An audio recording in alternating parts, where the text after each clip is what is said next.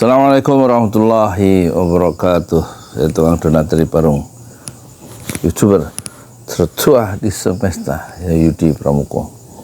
Umur sudah 63 tahun dan ingin mengabarkan ada perkembangan penting hari ini.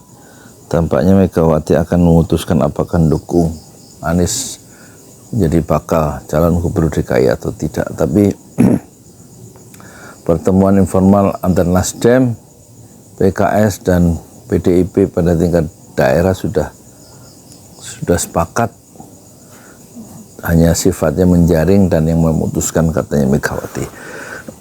Tentu Megawati nggak akan punya pilihan lain kecuali mendukung bakal calon Anies Baswedan ya. Kenapa? Nggak mungkin dia mendukung Kaisang dengan Yusuf Hamka. Kaisang itu anaknya Jokowi dan mereka keluarga Jokowi itu sudah melakukan pengkhianatan terhadap Megawati dan PDIP 22 tahun. Mereka dibesarkan oleh Megawati, oleh PDIP, dan tiba-tiba dalam Pilpres kemarin dia menyeberang, menusuk ya dari belakang, menggunting dalam lipatan, dan mustahil Megawati akan mendukung Kaisang. Satu-satunya pilihan hanya Anies Baswedan, dan tidak juga Ahok atau Risma atau Saiful Jarod untuk menjadi bakal calon gubernur. Kenapa? Anies punya nilai yang tinggi karena suaranya begitu besar ya, dalam Pilpres ya, tingkat keterpilihannya itu. Jadi satu-satunya yang mungkin dilakukan oleh Megawati, nggak ada pilihan lain kecuali ya, hati-hati pakai apa dah?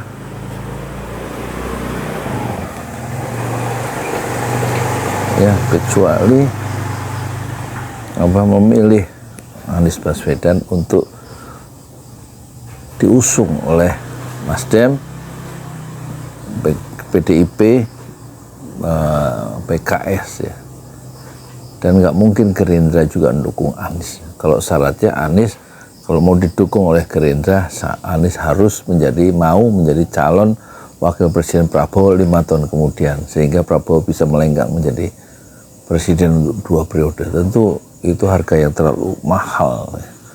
Anies akan ditinggalkan oleh pendukung-pendukungnya kalau Anies mau menerima tawaran Gerindra yang akan mendukung menjadi gubernur sekarang, tapi dengan konsesi 5 tahun kemudian Anies harus menjadi calon wakil presiden dari Prabowo.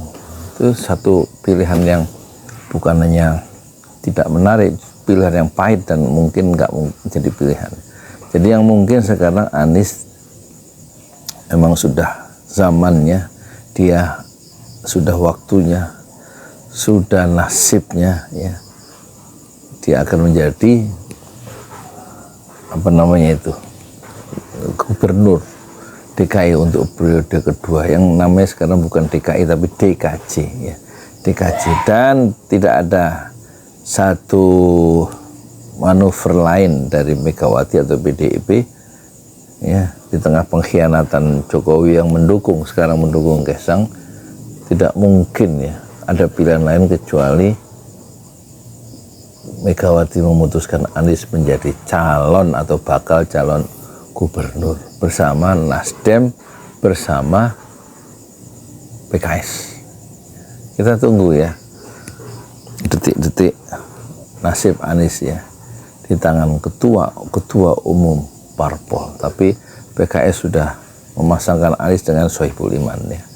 Yang menjadi persoalan Sohibul Iman adalah harusnya dibicarakan dulu antara wakil gubernur DKI, dibicarakan dulu antara Nasdem dengan PKS dengan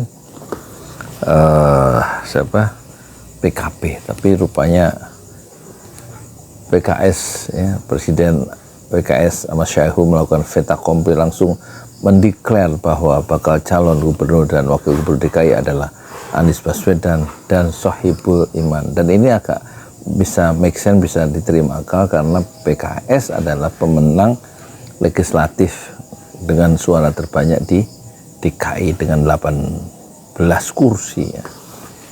Sementara PDIP kalau tidak salah 15 kursi ya. Jadi yang pemenang PKS di tingkat legislatif di DKI memang PKS ya.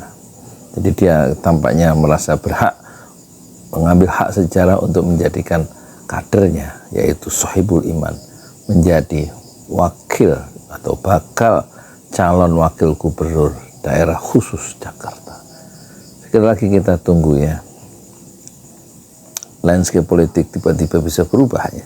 Kita tidak tahu isi pikiran dari Megawati, kita tidak tahu isi pikiran dari siapa, isi hati dan pikiran dari Megawati. Tapi mustahil ya Megawati mendukung Ahok, mendukung Trisma Harini atau mendukung Saiful Jarod menjadi untuk mendampingi Anies. Satu harga yang harus terlalu besar untuk dibayar ya. Mahal jika Megawati melakukan blunder dengan mengajukan Ahok menjadi bakal calon wakil gubernur. Anies Baswedan itu suatu yang seperti menyatukan minyak dan air, dan itu tidak mungkin bersatu. Dan kalau itu ditempuh oleh Megawati dengan mengajukan nama Ahok karena dia juga punya reputasi pernah jadi gubernur DKI, itu langkah blunder, seblunder-blundernya satu langkah fatal, sefatal-fatalnya dilakukan oleh politisi besar sebesar Megawati. Assalamualaikum warahmatullahi wabarakatuh. Di jalan Allah. Ini Masjid Enam Syuhada lagi dikunjungi sama Ketua Hilmi. Modal awalnya berapa Pak Yudi Pramuko? 750.000. 750.000 rupiah aja. Jadi ini 500 jutaan nih barang. Sekarang udah habis 310. Masya Allah, tuh udah pakai keramik, laponnya tinggal. Granit tuh kayak marmer. Tuh, Masya Allah nih, sampai juga kita ke sini. Masjid Enam Syuhada, ngapa namanya Masjid Enam Syuhada ya, Pak Yudi? Kita mau mendokumentasikan perjuangan dakwahan nama anak muda pengawal Habib Rizik Syihab itu. Masya Allah. Yang dibunuh sama orang jahat di kilometer 50. Kilometer 50 ya. Itu kan simbol memperjuangkan dakwah itu kita harus memberikan segalanya untuk Islam kan ya. Masya Allah. Islam. Dan nama anak muda itulah yang sudah memberikan segalanya untuk Islam. Masya Allah. Nanti nama pemuda itu ada juga di sini mungkin diterahkan. Mungkin namanya Enam Syuhada. Enam Syuhada itu, Enam Syuhada dipasang di sini. Enam Syuhada. Bip Ali, apa yang dikomentarin dari ini semua, Bip Ali? Masya Allah, luar biasa. Dari uang 700.000, kalau pengen ternyata bisa. Bisa. Allah kirim. Tuh, bisa. Ya, dengan masuk satu gang kecil, tapi Bapak ini luar biasa. Kecil tuh. Masya Allah kan? Satu kol aja. Masya Allah. Perjuangan Pak Yudi Pramuko, YouTuber sejagat paling tua. Tertua di semesta. Tertua di semesta. Masya Allah. Tukang donat. Tukang donat dari Paru. Ini saya laporkan dari lapangan ini, langsung dari Masjid Enam Syuhada. Masya Allah. Dan ini dia. Dalam lihat ah. Tuh lihat tuh masjidnya. Tuh imamnya situ tuh. Malam lagi kita. Masya Allah. Masih kurang nih. Atapnya katanya transfer aja. Masjid Enam Syuhada sebentar lagi selesai. Dinding lubang angin sebagian sudah terpasang, lantai 2 dan kemudian plafon termasuk lantai bukan keramik, granit 150 dus bersama tiang-tiang yang ada 16 setinggi 4,5 meter. Kemudian finishing terakhir adalah tangga menjebol atap ya, lantai pertama untuk masuk ke lantai 2. Inilah Masjid Enam Syuhada. 2,5 tahun lalu dimulai pada 2 Agustus hari Senin 2021. Tinggal sedikit lagi insya Allah, dan lantainya dari granit sudah diresmikan lantai pertama. Nanti lantai kedua lewat sini tangganya jebol untuk masuk ke lantai 2. Inilah Masjid Enam Syuhada yang sangat megah karena dari bahan-bahan pilihan kualitas nomor 1.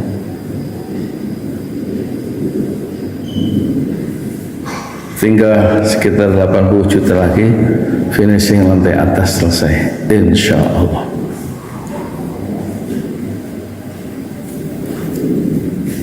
Ya, inilah Masjid Enam Syuhada yang sangat bersejarah, ya, dalam sejarah dakwah Indonesia modern, insya Allah, karena ini dibangun dalam konteks kezaliman rejim penguasa yang sudah membunuh 6 santri dari front pembela Islam, dan kita abadikan pengorbanan dan perjuangan dakwah mereka sehingga kita sebut namanya Masjid Enam Syuhada. Mereka mengawal perjalanan dakwah gurunya Habib Rizik Syihab, dan mereka dicegat oleh orang-orang jahat di kilometer 50. Saya Yudi Pramuko, tukang donat dari Parung Juber, tertua di semesta Fasbir Sabrun Jamila. Bersabarlah dengan kesabaran yang indah. Assalamualaikum warahmatullahi wabarakatuh.